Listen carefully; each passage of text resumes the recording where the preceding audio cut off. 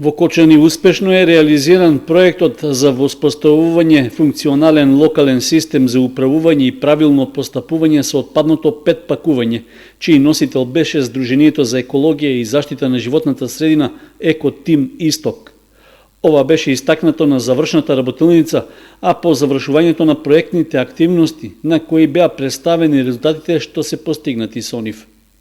Проектот се реализираше во партнерство со компанијата Екопроект Ко од Кочани, а главна цел беше подигањето на јавната свест за штетното влијание на пластичниот ПЕТ отпад.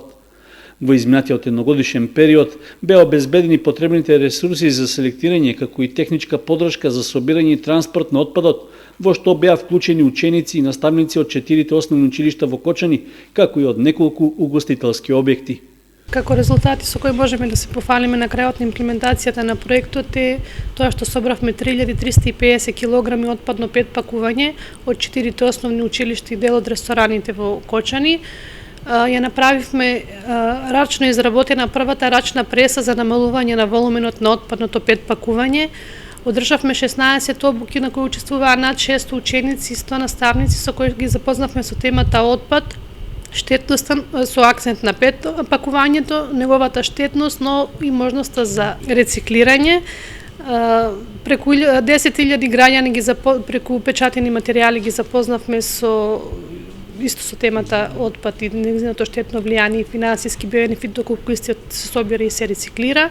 Позитивно е тоа што соработката продолжува со сите основни училишта, ресторани, дури имаме иницијативи за вклучување на дополнителни средните училишта и дополнително да вклучиме други угостителски објекти.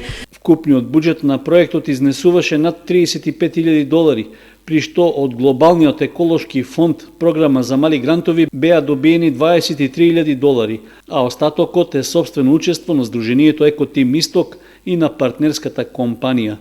Да не заврши пластичниот отпад во контейнер или на депонија и да се изгори при што ќе испушти отровни материи, канцерогени материи, диоксини и фурани.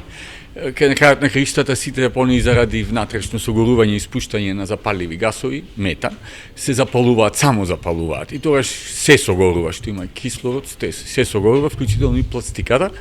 Така да таа нема да заврши во контейнер, нема заврши на депонија да изгори да испушти канцерогени материи. Од друга страна ќе помогне на комуналното предпријатие затоа што тие нема да пренесуваат воздух во контейнерите. Шишината се полни воздух. Ние ги советувавме учениците да ги сплескат шишината барем до половина, со што ќе се намали волуменот. И со тоа тие кои ќе продадат, Сдруженијето ќе ги продаде тие шишина, ќе добијат дел од средствата училиштата и овој модел е развиен скоро низ цела Македонија.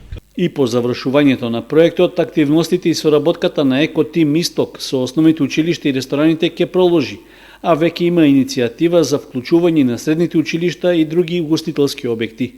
Сличен проект ќе биде реализиран и во соседната општина Чешиново Облешево, каде ќе се собира пластичниот отпад, што останува по завршувањето на земјоделските активности.